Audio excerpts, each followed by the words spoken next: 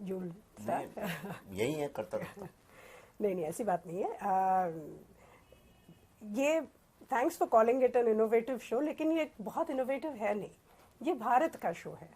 और भारत का शो मैं इसलिए कह रही हूँ क्योंकि इसमें हम सिर्फ वही बातें बता रहे हैं जो हमारे हिस्ट्री में लिखी गई हैं, जो हमारे ग्रंथों में लिखी गई हैं, जो भारत की सभ्यता है, हम सिर्फ उसकी बात कर रहे हैं। तो ऐसा नहीं है कि हम कुछ नई कहानी बना रहे हैं या हम कुछ आउट ऑफ द बॉक्स कुछ चीज़ लोगों को बताने की कोशिश कर रहे हैं। एज इट इज़, जो अपने यहाँ हुआ था, जो इतिहास में हुआ है, वो बस उसका वर्णन हम लोगों के सामने ला रहे हैं। And it is an amazing thing, हम सब के लिए एक बहुत गर्व की बात है कि हमारा जो एक भारतीय कल्चर जो है, हमारी संस्कृति जो है, वो इतनी ज़्यादा रिच है, इतनी महान है, लेकिन सब गलत हिस्ट्री लिखी हुई है हमारी। हमको पता नहीं क्यों, लेकिन एक एपोलोजेटिक ज़िंदगी जीने पर मजबूर किया जा रहा था। तो कहीं पे हम क्या थे, हम कितने महान थे, हमारे लोगों ने कितने अच्छे काम किए हैं और आज तक कर रहे हैं, इसके बारे में मुझे लगा कि लोगों को बताना चाहिए। कहीं पे पॉजिटिव डायलॉग होना चाहिए। बहुत ज़्यादा नेगेटिविटी हो गई थी, है चीज़ें बहुत 100% सही नहीं है हमारे देश में, हम जानते हैं उसके बारे में, लेकिन क्या बुराई के ही बारे में हमेशा बात होनी चाहिए? अच्छाई की बात कौन करेगा? और जो लोग अच्छा काम कर रहे हैं उनको लोगों के सामने लाना चाहिए। इंस्पिरेशन तो उनको अच्छे कामों से ही मिलती है, बुरे कामों से तो बुरे की इंस्पिरेशन मिलती है। सो हमने सोचा कि एक अच्छा पॉजिटिव सीरियल बनाते हैं, और भारत की बात का जन्म हुआ। और मुझे बहुत खुशी है इस बात की कि लोगों को पसंद आ रहा है, और बहुत सारे लोग लिख रहे हैं हमको, कह रहे हैं कि आपको अगर पैसे की ज़रूरत है, we are ready to finance you, which is such a sweet thing on people's behalf. बिल्कुल सर, आपसे जानना चाहेंगे कैसे इस आइडिया का जन्म हुआ और कैसे आया दिमाग? नहीं, पल्लवी जी ने आपको बताया ही कि आइडिया था कि ये कैसे पॉजिटिविटी लेके आए। क्या है कि जो आने वाली जो जनरेशन है, होता क्या है, मीडिया में हर समय क्या गलत है क्या गलत है। अगर आप किसी बच्चे को भी हर समय ये उसकी कमज़ोरी बताते रहें तो बच्चा कमज़ोर ही बन के खड़ा हो जाएगा। और कई बार हम लोग पर्सपेक्टिव में चीज़ों को नहीं देख पाते हैं।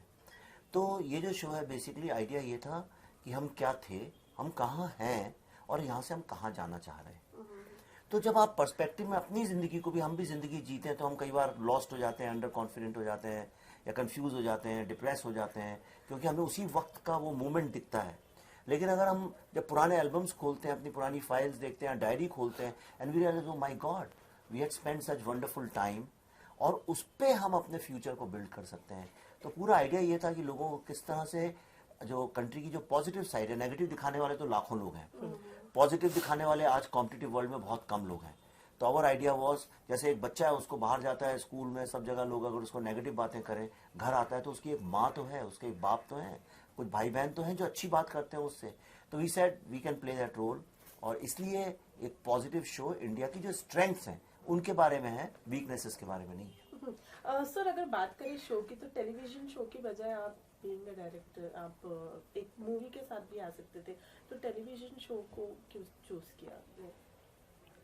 मैं बताऊं इसका जवाब? सॉरी, विवेक का टेक इसमें अलग हो सकता है, लेकिन मेरी वजह ये थी कि हम जब भारत की बात करते हैं तो वो 3 घंटे में कंसाइज नहीं हो सकती वो बात, उसके लिए हमें ज़्यादा वक्त की ज़रूरत है। तो इसलिए जब एक सीरियल दिखाते हैं हम 26 एपिसोड में, आधे आधे घंटे के एपिसोड्स, तो हम लोगों को 13-14 घंटे मिलते हैं to show what we have researched. In fact वो भी कम पड़ रहे हैं। हम लोग तो चाहते थे कि हमको कम से कम 1 घंटे का एपिसोड मिले, 26 घंटे तो मिले कम से कम। लेकिन इतना, मतलब इतनी महान संस्कृति रही है हमारी, और हमारा कल्चर, और इनोवेशंस जो रहे हैं हमारे यहाँ पे, जिसका श्रेय कभी किसी को मिला नहीं। तो ये सब शुरू से लेके अभी तक, और यहाँ से फ्यूचर जो हम लोग देख रहे हैं, तो ये सब एक छोटे 2-2.5 घंटे की मूवी में समाना बहुत मुश्किल हो जाता, और विस्तार से हम लोग कह नहीं पाते। तो इसलिए मुझे ऐसा, मैंने इसलिए सीरियल के बारे में सोचा, whatever Vivek's take is on it, exactly the same reason. और मूवी क्या है, मूवी आती है तो लोग 2 दिन में उसे हिट फ्लॉप के दायरे में बांध देते हैं, और दूसरा मूवी आज की तारीख में 3-4 दिन चलती है, उसके बाद उसकी लाइफ खत्म हो जाती है।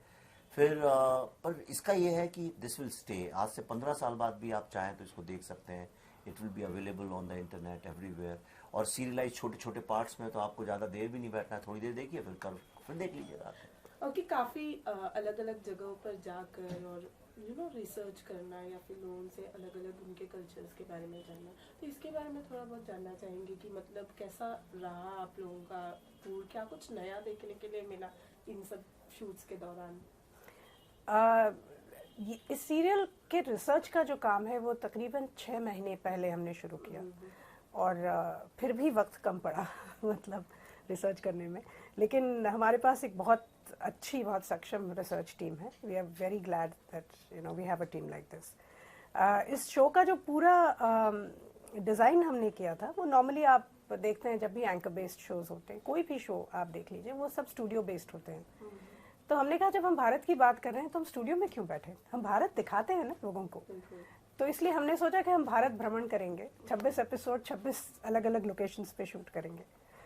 और काफ़ी मैं घूमी हूँ हमारे देश में। ऐसा नहीं है कि हम लोग सिर्फ फॉरेन लोकेशंस पे ही जाते रहे, मैं देश में भी काफ़ी मेरे टूर्स हुए हैं। लेकिन जिस तरह से इस बार हम लोग डिस्कवर कर रहे हैं अपने भारत को, वो बहुत एक यूनिक एक्सपीरियंस है। जैसे हम अभी नॉर्थ ईस्ट गए थे।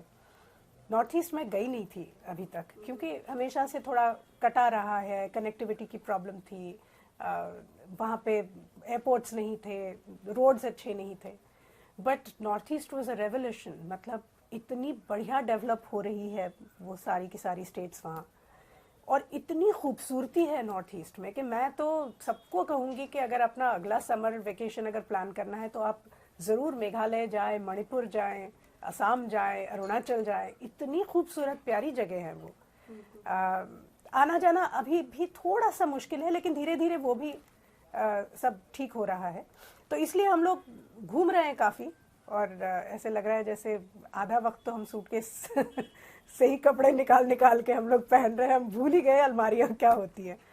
ओके सर, ऑल्सो आपसे जानना चाहेंगे, जब भी हम बात करते हैं हमारे हिस्ट्री की, तो कहीं ना कहीं कंट्रोवर्सी को जबरदस्ती उस चीज में फ्रेम में ला दिया जाता है। तो इस पर आपकी क्या प्रतिक्रिया है, क्या कहना चाहेंगे इसको? नहीं, देखिए, हर तरह के लोग होते हैं इस दुनिया में। कोई ये सब प्रोफेशनल लोग हैं।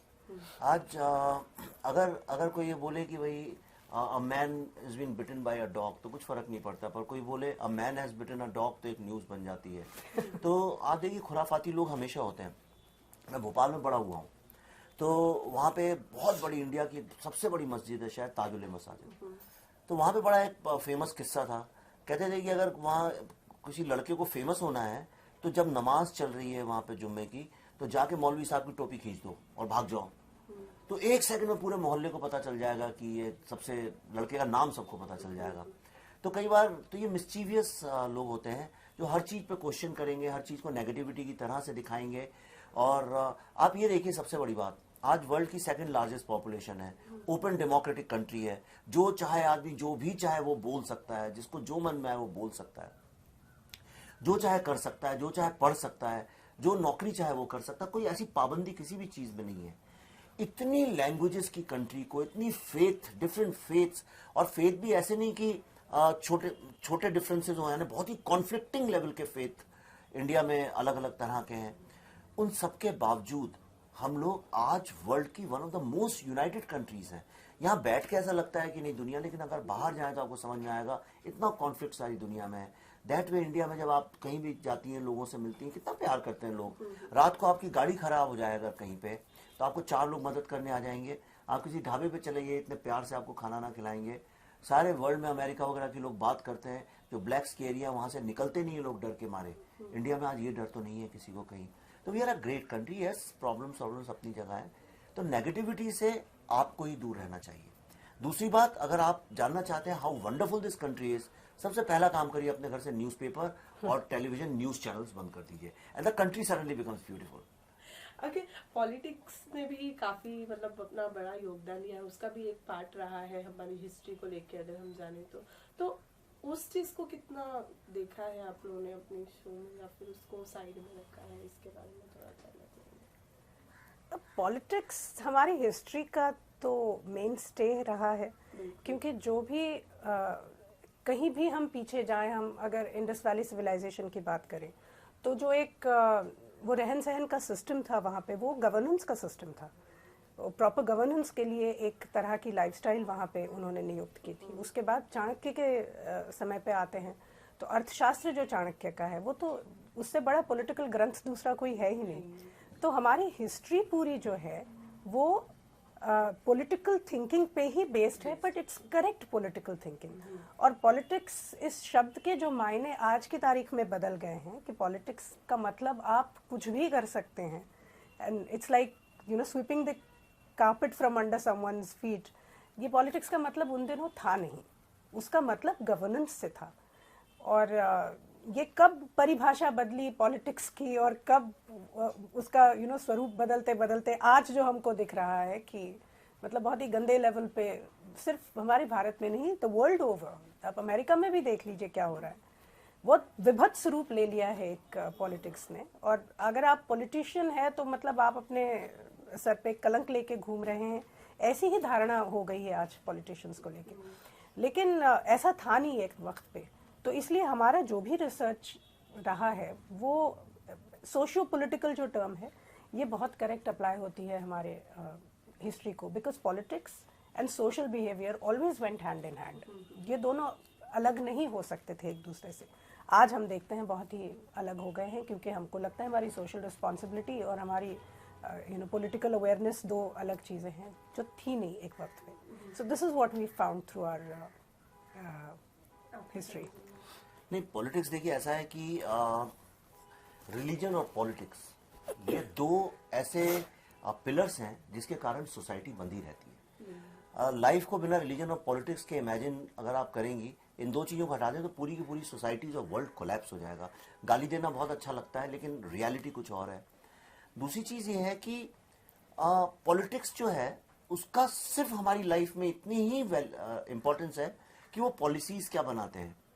पॉलिटिशियन जो गवर्नमेंट है वो क्या पॉलिसी बनाती है कि भाई सारे के सारे रेस्टोरेंट 10 बजे बंद हो जाएंगे, इससे आपकी लाइफ इफेक्ट होती है नहीं होती है, उसी से आपका रिलेशन है।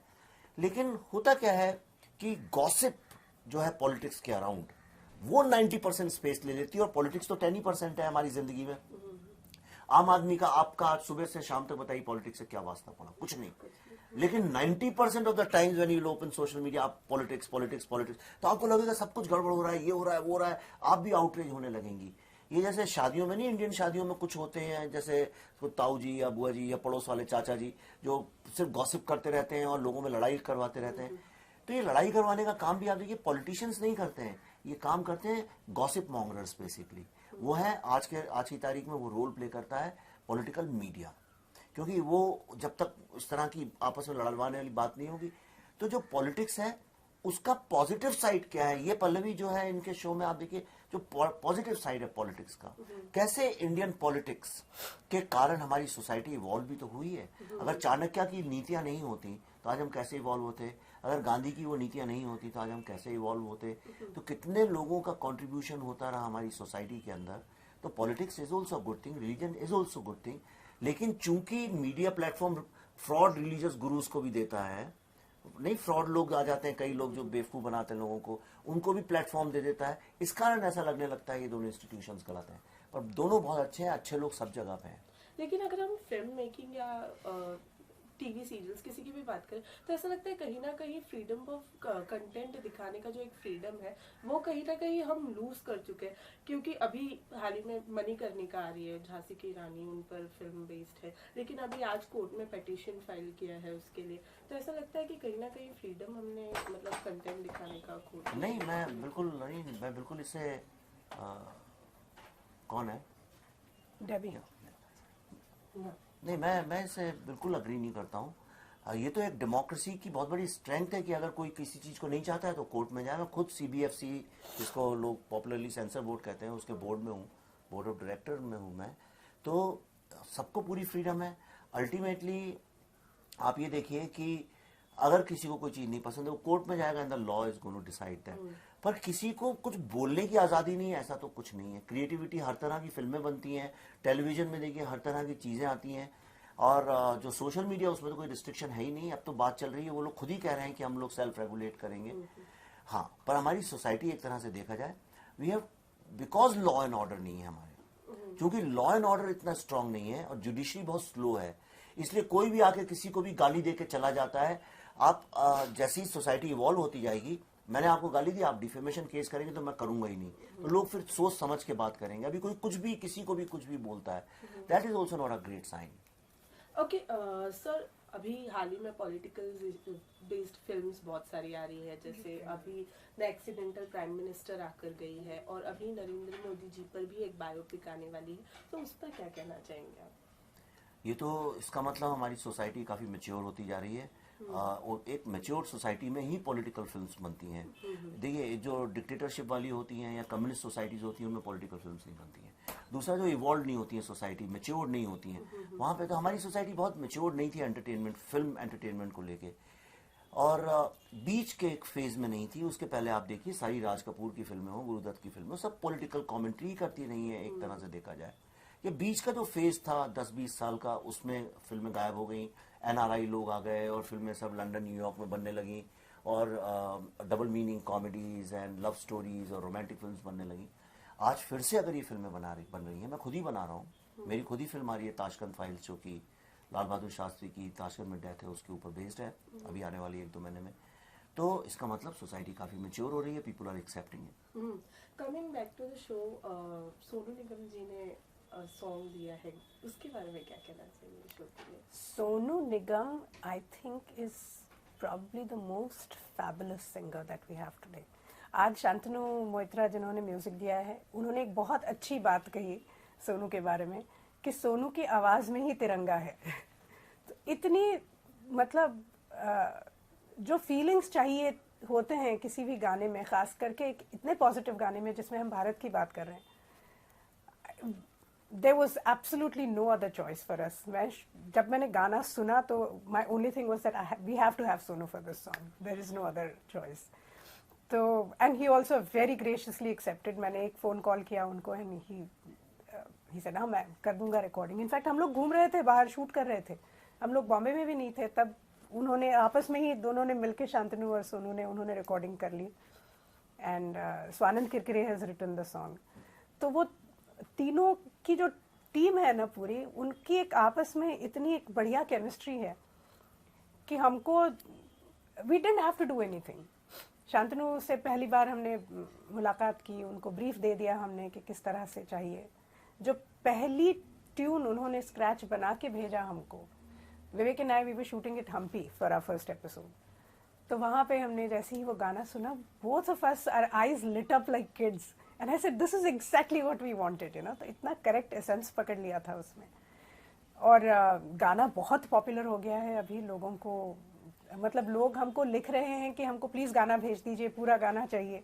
तो हमने फाइनली एक पूरे गाने का एडिट करके we are releasing it on social media now. Also कुछ स्पेशल इंस्ट्रूमेंट्स के साथ भी एक गाना रिकॉर्ड हुआ है जो, हाँ, वो मेघालय में actually we came across this band, they call themselves the Meghalaya ethnic band, Imphal ethnic band, whatever, Meghalaya ethnic band. तो सॉरी, शिलोंग में। सो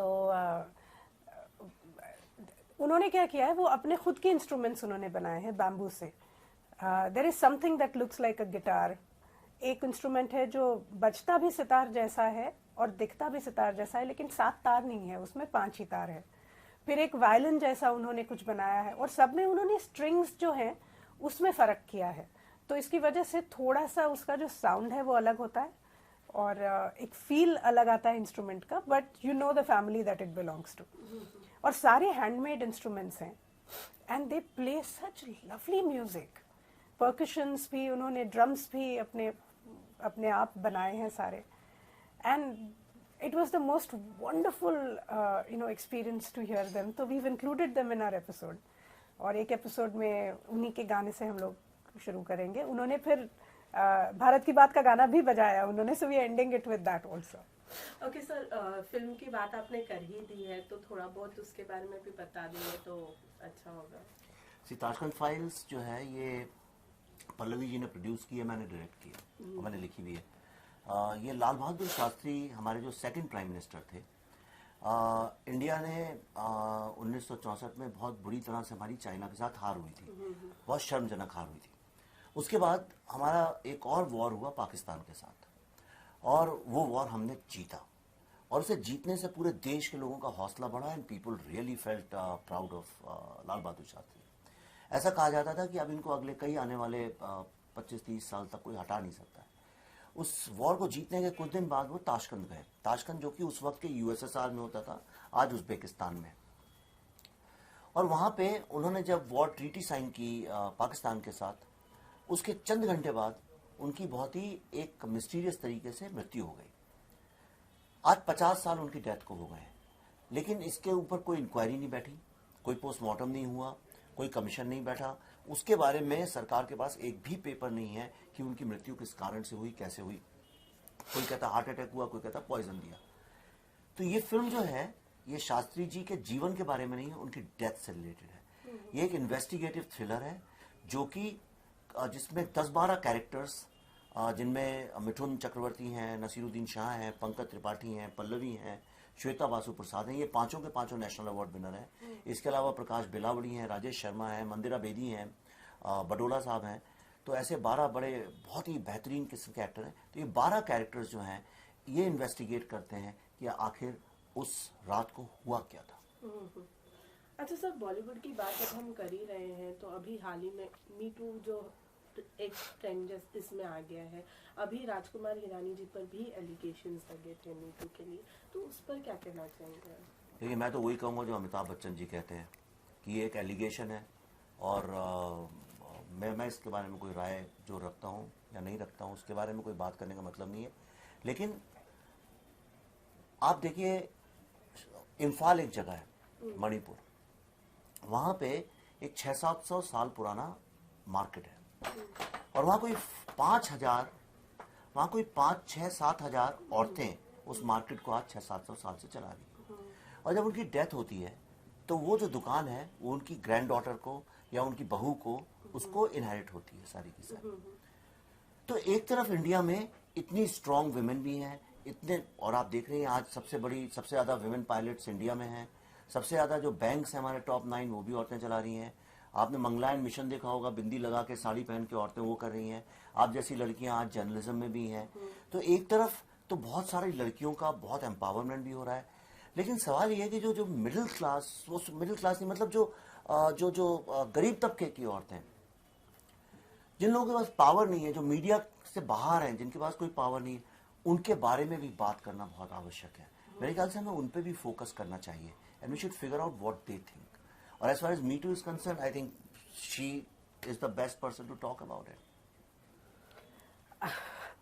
I don't know if I should be talking about it because I have very radical views about this.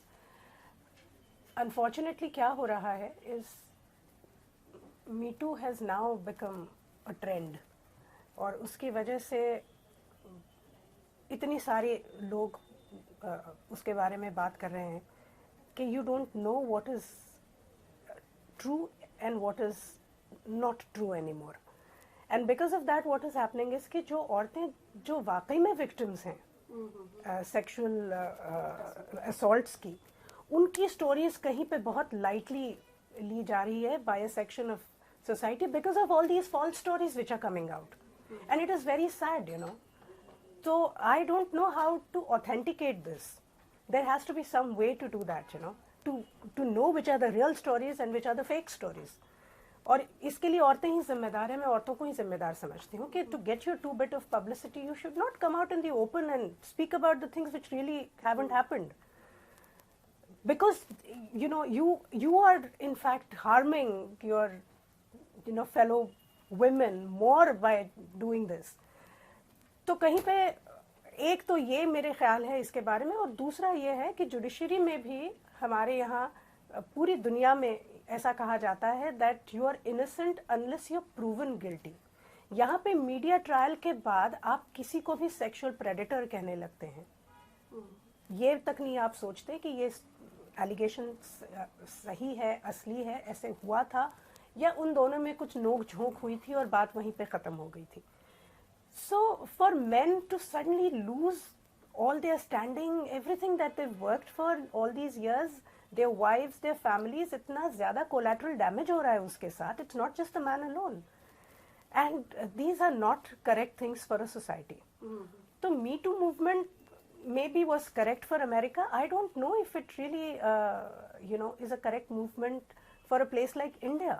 क्योंकि India में हमको individual cases को उठा के उसके ऊपर कॉन्सेंट्रेट करना चाहिए and the guilty should be punished undoubtedly.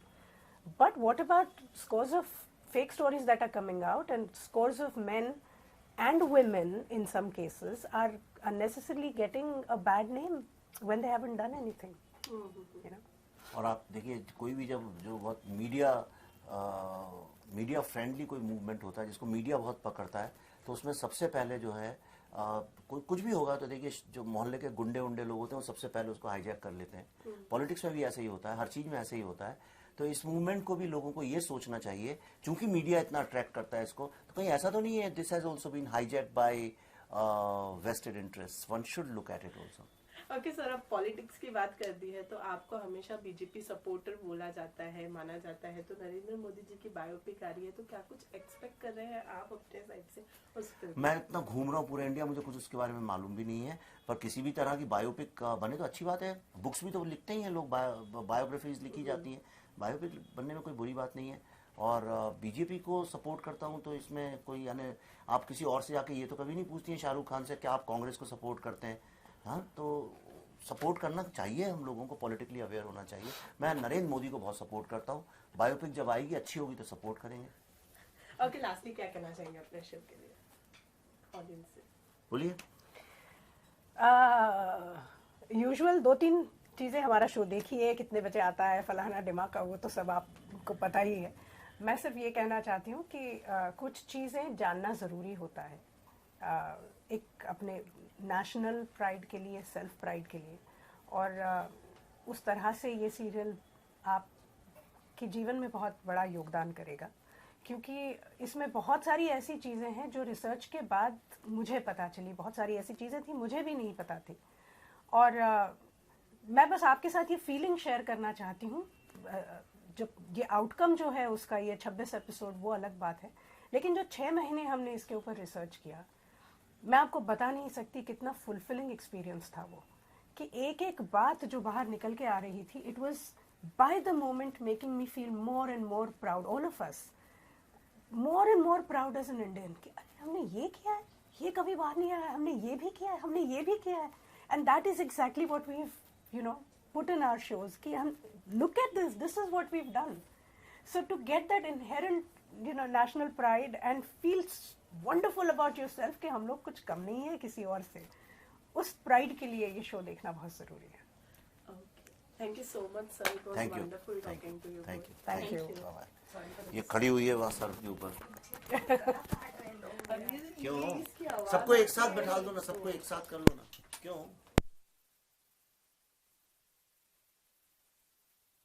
मैं बता रहा हूँ सर, एक क्वेश्चन करते हैं. हाँ, ठीक है, तो आप ले लीजिए, बात कर लेते हैं उसमें क्या, आप ही से बात कर लेते हैं. हाँ, मुझे आप रोल कर रहे हैं ना आप? जी सर. तो ये आप क्या you go edit and send it everywhere. आपने तो 3-4 प्रोग्राम्स का निकाल लिया इसमें पॉलिटिक्स का.